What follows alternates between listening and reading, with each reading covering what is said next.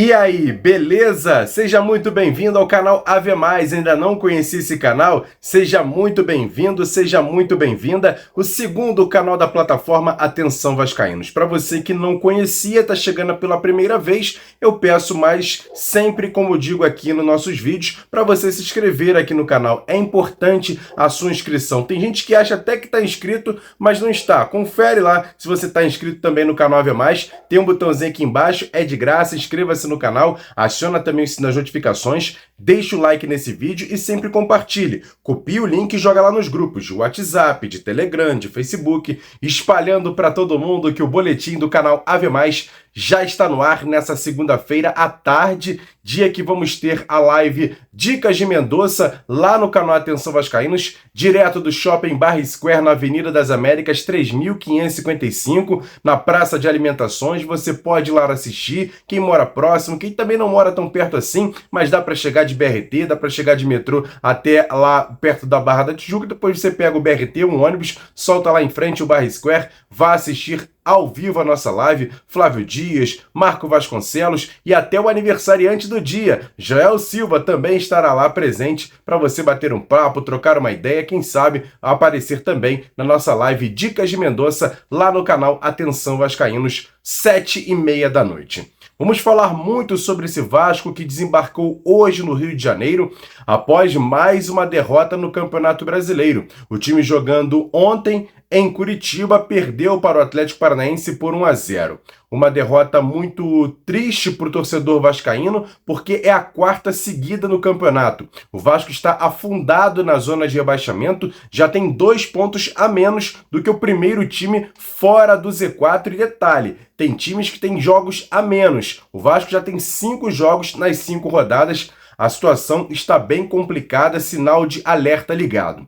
O técnico Rafael Paiva conversou com a imprensa após a partida, falou muito sobre o que aconteceu no jogo. A gente vai até trazer um trecho aqui, gravado pelo nosso Jean Faísca, que esteve presente na Arena da Baixada, antiga Arena da Baixada, Liga Arena, e também fez uma pergunta para o treinador. Você vai ver a resposta e também um pouquinho o que disse o técnico Rafael Paiva, por enquanto interino, após essa derrota do Vasco para o Atlético Paranaense. A ideia foi tentar jogar no 4-3-3, para tentar ter um controle maior do jogo. É uma formação que os atletas estão acostumados a jogar. E realmente a ideia era tentar equilibrar mais, defender bem, mas também ter uma boa posse e buscar os ataques. Boa noite, Rafael. Gabriel Herger, Rádio Cidade. Queria entender de você o que mudou a expulsão do Hugo Moura tão cedo, né? 15 minutos do primeiro tempo, uma bola errada, uma expulsão forçada que teve que fazer, senão tomaria o gol. O que mudou no planejamento da semana inteira? Boa noite. Muda muita coisa, né? É muito difícil você prever que isso vai acontecer. São circunstâncias do jogo. Aqui, qualquer adversário, acredito que sofra muito nisso do jogo, pela velocidade da bola, pela velocidade do kick da bola, né? Então acho que foi isso que aconteceu também. Ele se perdeu um pouquinho no tempo da bola na hora que ela quicou, e estrategicamente você tem que entender o jogo, né? Rápido, com um jogador a menos, a gente teve que entender ali onde o Atlético Paranaense iria tentar buscar a vantagem numérica, né? Mas é um time muito inteligente, movimentou bastante, então gerou tanto espaço pelo lado do campo, os cruzamentos, quanto as bolas por dentro, de meio espaço, e a gente teve que perceber o jogo para tentar se equilibrar melhor. Acho que a gente sofreu mais 10, 15, 20 minutos talvez após a expulsão, mas depois a gente conseguiu perceber o jogo e se equilibrou melhor para defender, principalmente no segundo tempo. Boa noite, pai. Matheus Santana da Jovem Pan News. Eu queria falar um pouco sobre a postura do Vasco hoje, porque no segundo tempo, com o jogador a menos, o Vasco foi agressivo. O Vasco marcou alto em alguns momentos o Atlético. E no primeiro tempo, enquanto estava 11 contra 11, a gente não viu essa postura no mesmo time do Vasco, né? No primeiro tempo, o Atlético teve várias oportunidades, praticamente só o Atlético jogou, o Vasco não teve nenhuma chance de chute nem nada. No segundo tempo, as coisas se inverteram com um jogador a menos e chamou a atenção. Queria saber de vocês a questão da postura do time. É isso, a gente sofre sempre muito no início do jogo aqui, né? Então a gente colocou ali 10, 15 minutos, vamos sofrer sem tomar o gol para a gente tentar entrar no jogo, e foi exatamente o tempo que a gente sofreu, mas perdeu um jogador, a gente sofreu dobrado, né, praticamente, até se reajustar no jogo. Então a a gente teve que correr um pouco mais para defender, para entender os mecanismos de ataque do Atlético. Então isso demorou um pouco mais, a gente não conseguiu reter a bola. Acho que no intervalo a gente conseguiu ajustar bem, porque a gente entendeu a forma que eles estavam tentando buscar o gol. E a gente tem qualidade para jogar, é um time que tem qualidade, um time que gosta da bola. A gente conseguiu jogar no segundo tempo, colocar a bola no chão. Poderíamos ter terminado melhor as jogadas, mas eu acho que a gente conseguiu ficar mais com a bola. Eu acho que é isso que a gente tem que tentar levar para o próximo jogo, né? E olha, por falar em treinador, hoje no Bom Dia Gigante, o Flávio Dias trouxe as informações importantes que eu vou trazer aqui novamente. Para você ligado aqui no canal Ave Mais, tudo que disse o Flávio em referente ao novo treinador. Parece que tem um plano A, um treinador que o Vasco está mirando para ser o comandante do time. Mas em princípio ele não deve chegar essa semana, caso a diretoria do Vasco consiga acertar essa contratação. Mas sem mais delongas, Flávio Dias explicando essa situação do novo treinador. Mas olha, tá feia a coisa. Conta aí, Flávio. O Vasco volta hoje de Curitiba depois de mais uma derrota no Campeonato Brasileiro. É a quarta em 5 jogos, 4 seguidas, 15 pontos disputados, 3 apenas conquistados, na estreia para o Grêmio em São Januário. Um início de competição muito pior do que no ano de 2023. O Vasco, no ano passado, entrou na zona de rebaixamento na 7ª rodada. Agora já está afundado nela. Mas a grande preocupação, pelo menos para o torcedor e para a gente que cobre o dia a dia, é quanto à questão da morosidade nos processos e ações no Vasco da Gama. O Vasco demorou 25 dias para contratar um diretor executivo. O Vasco perdeu boa parte da janela que terminou em início de março por conta de brigas entre seu antigo diretor executivo e sua antiga comissão técnica, discordando, meio que boicote de lá e de cá. Depois perdeu a janela de 1º de abril a 19 de abril, conseguindo apenas a contratação de um jogador que já caiu em desgraça com o torcedor do Vasco, o volante Hugo Moura, que foi expulso de uma forma bizonha no jogo de ontem em Curitiba. Mas o que chega a um grau alto é agora a demora quanto ao novo treinador.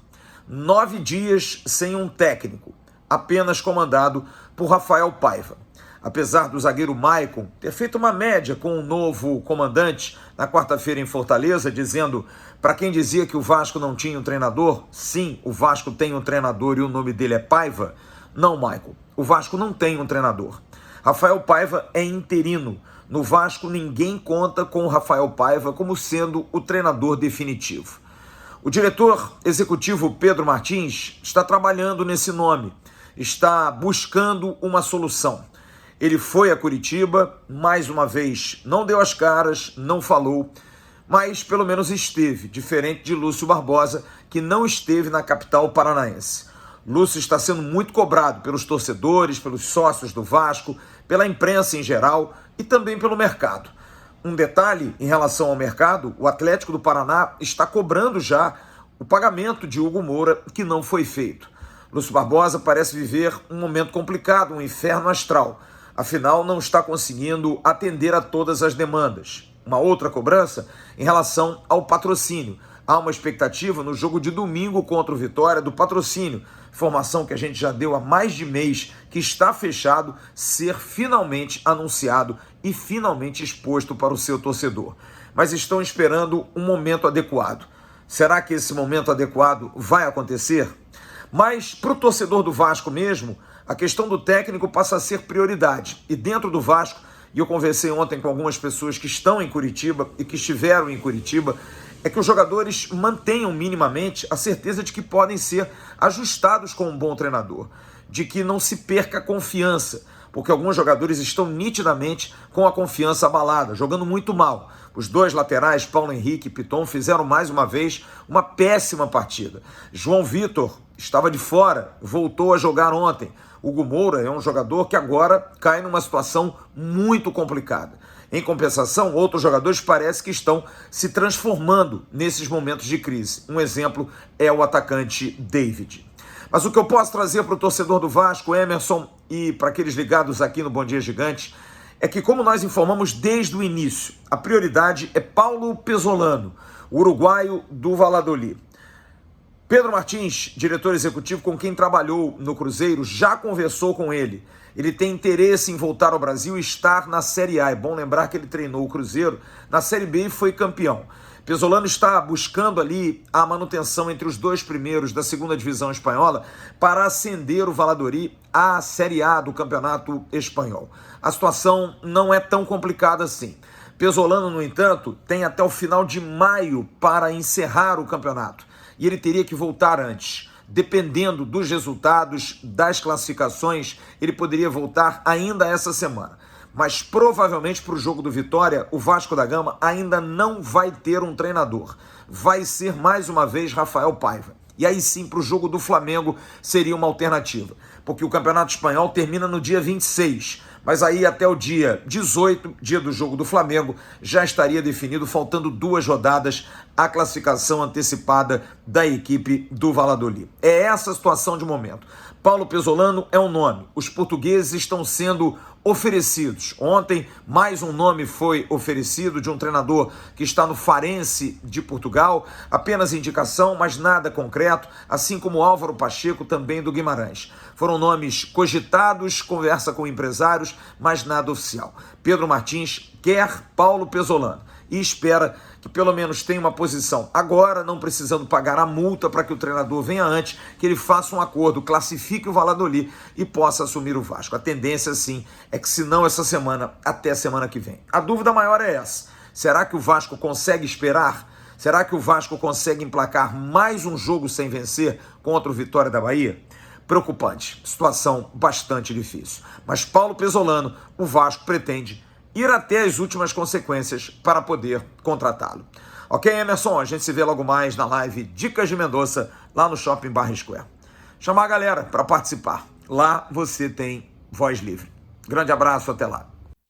E agora sim, para encerrar esse boletim, muitas informações, muitas notícias diferentes no mundo inteiro referente à situação da 777 Partners. Ela que é dona de alguns clubes, por exemplo, como Stade Liège na Bélgica, ou um time da França que é o Red Star, que acabou de vencer a 3ª divisão francesa, o Genoa da Itália, tentando fazer a aquisição do Everton da Inglaterra, tem time também na Austrália, onde os torcedores também não estão muito interessados no que está acontecendo em relação a 777 fora do futebol, ou seja, muitos processos, algumas dívidas que começam a aparecer e o torcedor do Vasco fica preocupado em relação ao Vasco, já que essa empresa americana é dona de 70% da Vasco da Gama SAF. Será que em setembro o Vasco vai ter o seu aporte? Será que até lá tudo vai acontecer de forma linear, sem dívidas no Vasco? Olha, parece que aqui também no Brasil já tem situações complicadas. Por exemplo, o Vasco contratou por empréstimos com obrigação de compra o Hugo Moura junto ao Atlético Paranaense e até agora não pagou sequer o empréstimo e vai ter a obrigação de adquirir esse jogador por 10 milhões de reais. Outro clube que está tentando colocar o Vasco na justiça é o Atlético Mineiro, referente a 2 jogadores, ao Jair Volante, a uma parcela que ainda falta desse jogador, e também a situação do Paulo Henrique, lateral direito.